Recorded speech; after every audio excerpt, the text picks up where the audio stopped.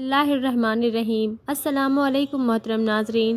گنڈے اور بدماشوں کے ذریعے مسلمانوں کو ستایا جانا۔ کفار مکہ بگڑ کر چلے گئے تھے۔ انہوں نے جاتے ہی تمام لوگوں کو جو ان کے انتظار میں بیٹھے ہوئے تھے کہہ دیا کہ محمد صلی اللہ علیہ وسلم صلح پر تیار نہیں ہے۔ ہم نے ابو طالب کے سامنے حجت پوری کر لی ہے۔ ابو طالب سے کہہ آئے ہیں کہ محمد صلی اللہ علیہ وسلم کا ساتھ چھوڑ دیں ورنہ ان کے خلاف بھی کارروائی کی جائے گی۔ ہم انہیں غور کرنے کے لیے کل تک کی مہلت دے آئے ہیں۔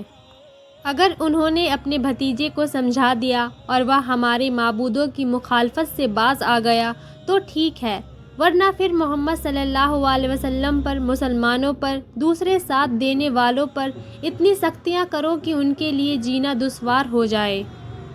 اعلان کر دو کہ محمد صلی اللہ علیہ وسلم خانہ کعبہ میں گھسنے نہ پائے۔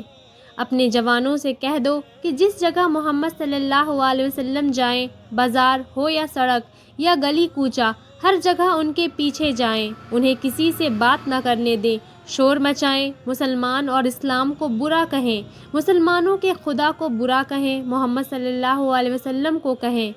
لڑکوں کو اس پر ابھارے کہ وہ ہر مسلمان پر، محمد صلی اللہ علیہ وسلم پر، مسلمانوں کی حمایت کرنے والوں پر دھول پھینکے، اینٹیں مارے، پتھر برسائیں اور انہیں اتنا تنگ کرے کہ وہ نئے مذہب کو چھوڑ دیں اور ہمارے معبودوں کو پوجنے لگے۔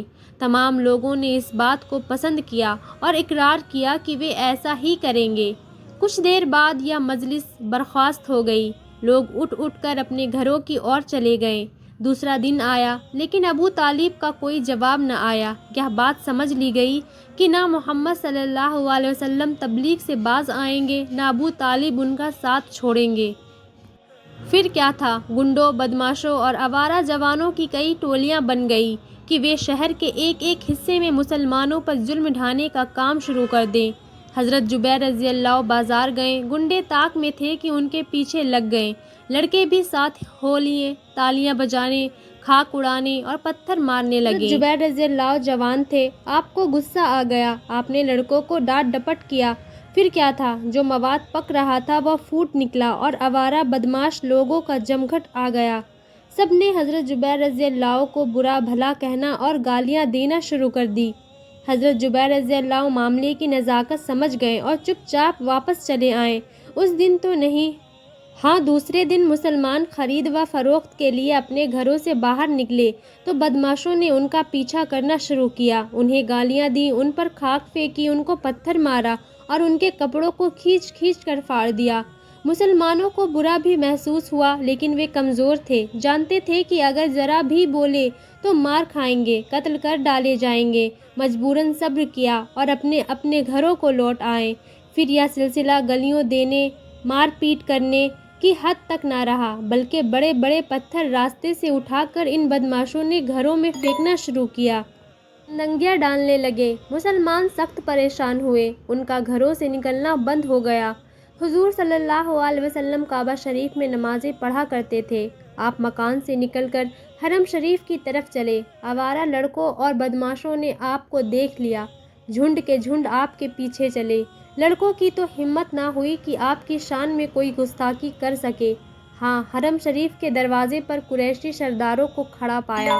جب دروازے میں داخل ہونے لگے تو ابو سفیان نے روک دیا۔ ابو جہل نے کہا، محمد صلی اللہ علیہ وسلم، آج سے حرم شریف تمہارے لیے بند کر دیا گیا ہے، تم اس قابل نہیں کہ ہمارے معبودوں کی زیارت کرو۔ حضور صلی اللہ علیہ وسلم نے فرمایا، ابو جہل، تو دن بدن گمراہی اور شرک میں پکا ہوتا جا رہا ہے۔ میں خانہ کعبہ میں تمہارے جھوٹے معبودوں کی زیارت کرنے نہیں جاتا، بلکہ اس لیے جاتا ہوں کہ وہ مقام محمود ہے، ہمارے اور تمہارے دادا حضرت ابراہیم خلیل اللہ کا بنایا ہوا مکان ہے، خانہ خدا ہے، خدا کی نماز پڑھنے جاتا ہوں۔ کسی کو بھی یہ حق نہیں کہ وہ کسی کو کعبہ میں داخل ہونے سے روکے۔ ابو جہل ہنسا اور بولا، یہ تمام قریش کے سرداروں کی رائے ہے کہ مسلمانوں کو خانہ کعبہ میں داخل نہ ہونے دیا جائے۔ حرم شریف کا دروازہ ہمیشہ کے لیے تمام مسلمانوں پر بند کر دیا گیا ہے، اب کوئی مسلمان داخل نہ ہو سکے گا۔ حضور صلی اللہ علیہ وسلم نے فرمایا، تو کیا مجھے خانہ کعبہ میں داخل نہ ہونے دو گے؟ ابو جہل نے غصے میں کہا، ہرگز نہیں۔ حضور صلی اللہ علیہ وسلم بولے، اگر میں تمہارے روکنے سے نہ رکوں؟ ابو سفیان بھی ان سرداروں میں موجود تھا، تلوار کو میان سے کھینچ کر بولا، معبودوں کی قسم، یہ تمہارے ٹکڑے کر ڈالے گی۔ حضور صلی اللہ علیہ وسلم نے دروازے کی طرف بڑھتے ہوئے کہا، اچھا تو تم تلوار چلاؤ، خدا میری مدد کرے گا۔ ابو جہل ڈرا کہ حضور صلی اللہ علیہ وسلم ضرور حرم میں داخل ہو جائیں گے۔ اس نے اس مجمع کی طرف دیکھا جو سامنے کھڑا تھا اور کچھ اشارہ کیا۔ فوراً بدماش بڑھ کر آئے۔ انہوں نے حضور صلی اللہ علیہ وسلم کو برا بھلا کہنا اور پیچھے دھکیلنا شروع کیا۔ مجبوراً حضور صلی اللہ علیہ وسلم کو پیچھے لوٹنا پڑا۔ اس دن حرم کا دروازہ مسلمانوں کے لیے بند کر دیا گیا۔ اب کفار مکہ نے تمام مسلمانوں پر اتنا ظلم کرنا شروع کر دیا کہ ان کا اپنے گھروں سے باہر نکلنا، کاروبار کرنا، زندگی کی ضرورتوں کی چیزوں کو خریدنا بیچنا مشکل ہو گیا۔ جب کھانے وغیرہ کا سامان ہی نہ آتا، کھانا کہاں سے ملتا؟ لوگ بھوکے رہنے لگے۔ آپ صلی اللہ علیہ وسلم کو اس سے بڑی چنتا ہوئی، اس لیے آپ نے سوچنا شروع کر دیا کہ اب کیا کیا جائے۔ ادھر جو شیلے مسلمان کفار کا مقابلہ کرنے کے لیے حضور صلی اللہ علیہ وسلم سے اجازت طلب کرنے لگے۔ حضور صلی اللہ علیہ وسلم نے فرمایا، میں لڑائی کی اجازت بغیر خدا کے حکم کے نہیں دے سکتا۔ صبر و شکر کر کے سختیاں برداشت کرو، ابھی خدا تو ہماری آزمائش کر رہا ہے، ہم کو اس آزمائش میں پورا اترنا چاہیے۔ لوگ خاموش ہو گئے۔